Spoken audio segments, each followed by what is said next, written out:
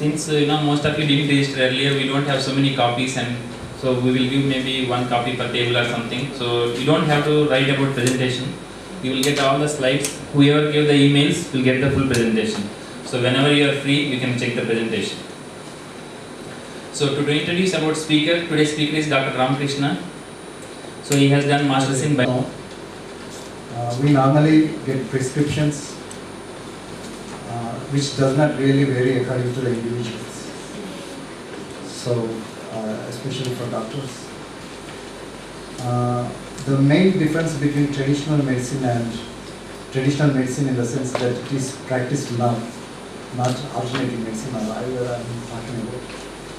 So an individual goes to a doctor presenting a disease for which he gets a treatment.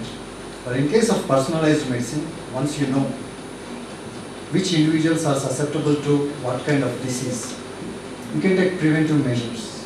As you might have seen several examples which are popular these days. Famous Hollywood actress going for mastectomy because she knows that she is carrying a BRCA1 mutation, right? So it's preventive in nature, apart from curative. While the traditional model is one size fits all, the standard optimized treatment protocol, in case of personalized medicine, it is individual centric.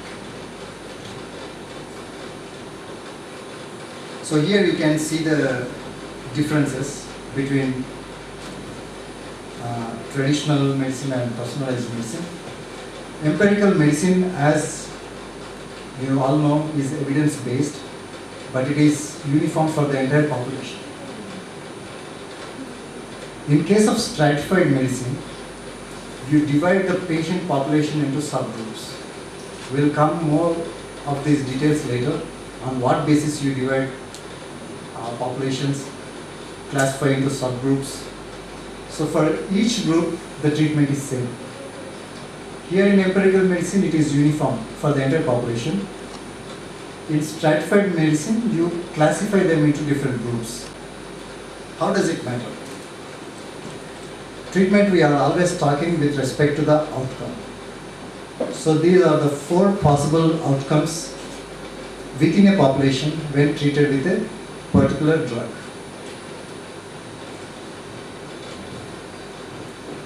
This is the best outcome. The drug which is prescribed is not toxic to the patient. Moreover, it is beneficial. It cures the patient. And here is a second example where the subgroup gets benefit from treatment, but the treatment is a bit toxic. As you see, many kinds of chemotherapy.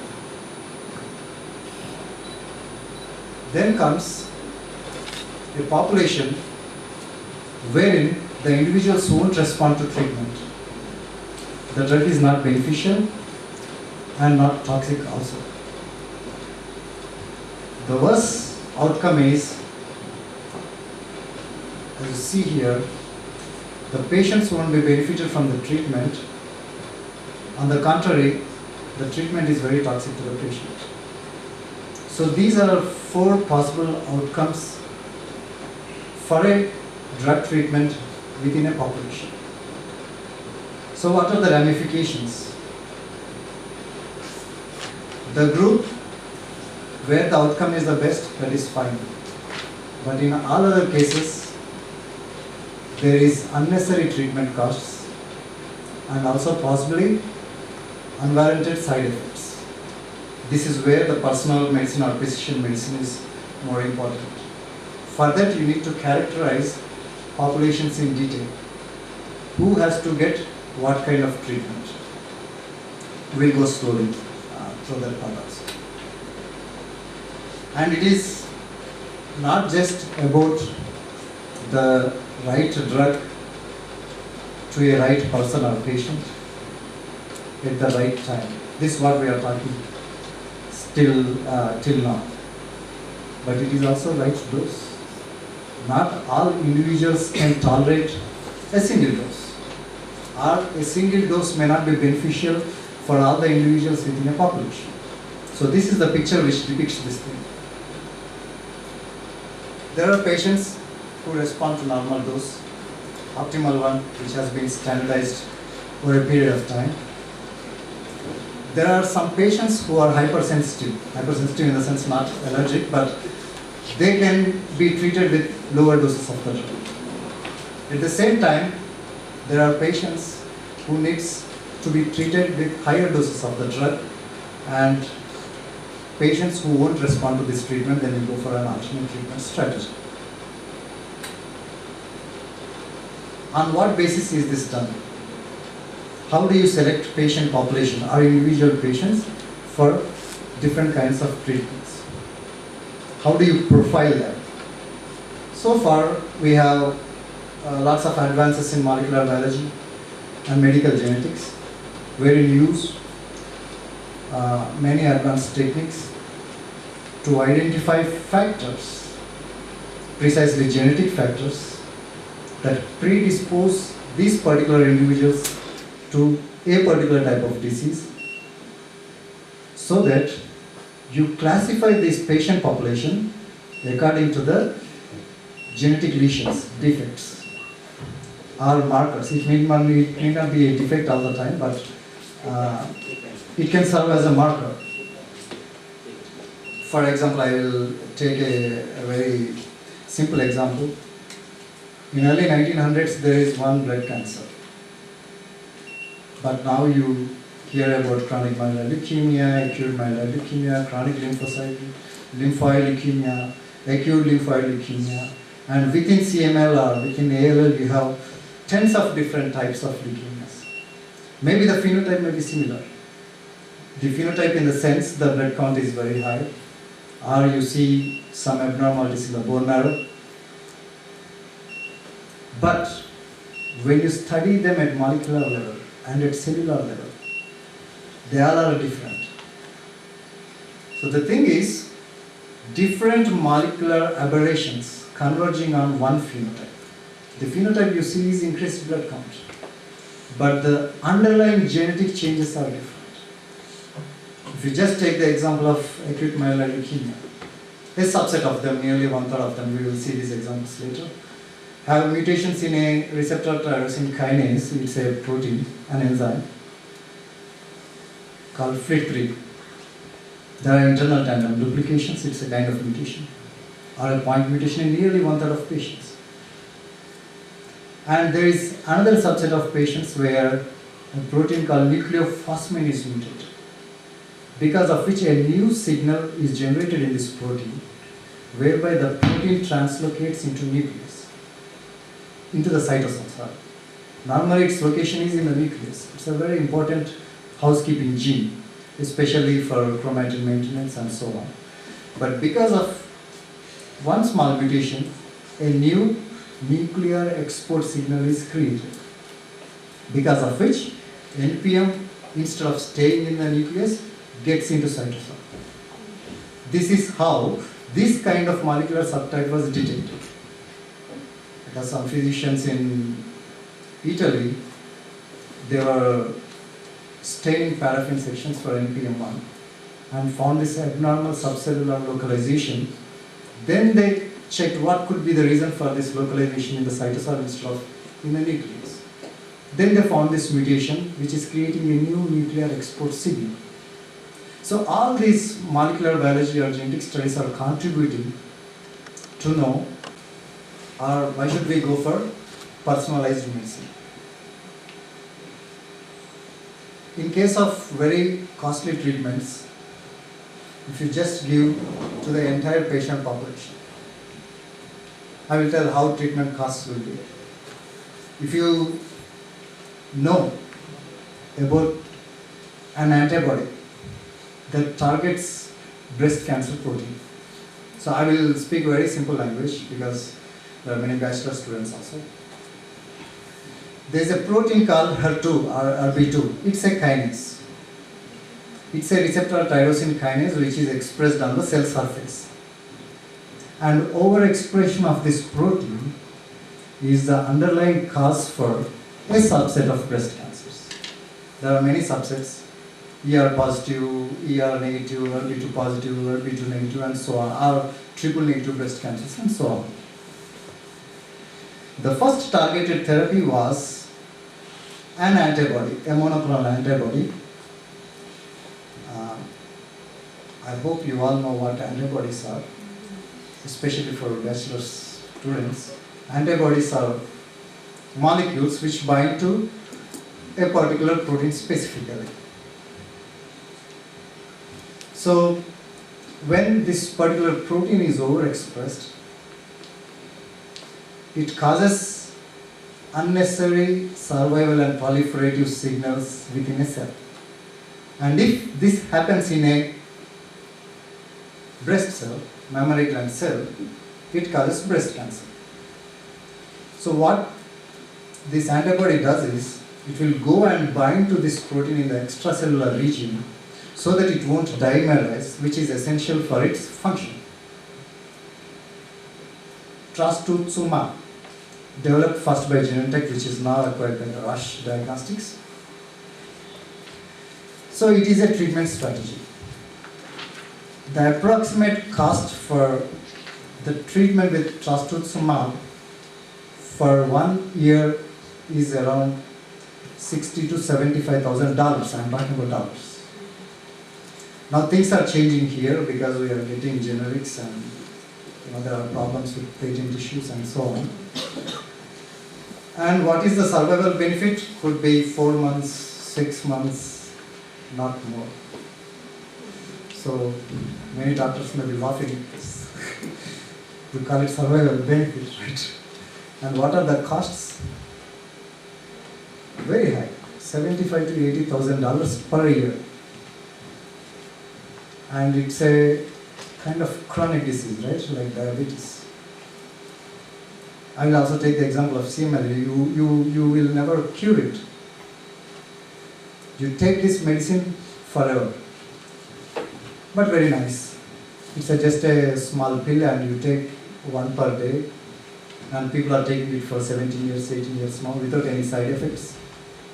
So that's the beauty of CML, and I will show how much survival benefit was there with the introduction of imatinib or Glivec, the first revolutionary drug that is introduced as part of personalized medicine. It's called Magic Bullet. It changed the picture of how the molecular medicine is practiced in modern times. So when the costs are so high, and when you have different classes of patients, like we have seen 4 classes, maybe 1 or 2 classes of these populations are benefiting and the remaining are not benefited. If they don't have adverse effects, we are already lucky. But the costs are very high. So we are just wasting lots of money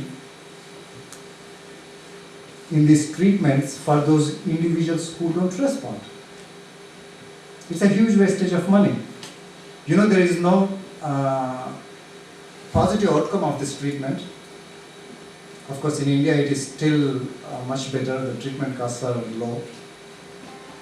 But in Western countries, if even the health insurance, even if they pay, the costs are too high. So reduction of costs is one major benefit with the introduction of personalized medicine. But how do you do that? How do you recognize who will respond and who won't? There are something called biomarkers. And I will discuss more of these basics in coming slides, so don't worry. Biomarkers are some markers which will help you to identify which patients will respond and which patients won't. There are different kinds of biomarkers. There are biochemical markers, like you assay for an enzymatic activity, or you check for the presence of or absence of a metabolite in blood serum or other fluids like CSF, cerebrospinal fluid. Or you isolate DNA from the biopsy or patient material. And then you look for the genetic lesions, DNA mutations. So if a particular individual has a mutation, you say that this could be the reason for the pathogenesis of this particular disease, and then a doctor can decide which treatment strategy to choose for. So these are all called biomarkers, which may be biochemical or genetic. So these are the 4 P's of personalized medicine. Personalized medicine is predictive. Once you understand the molecular, it is tailor-made for individuals with particular characteristics. Could be phenotype or the presence of a biomarker. You have to remember these 4 P's of personalized medicine. It's not just curative, but it's also preventive. So, as you know, maintaining family health history is one of a strategy. FHH, family health history. If a patient is presented, you also check the background. If there are any carriers in this family, if any individual in the past either died of this disease or suffered from a particular condition.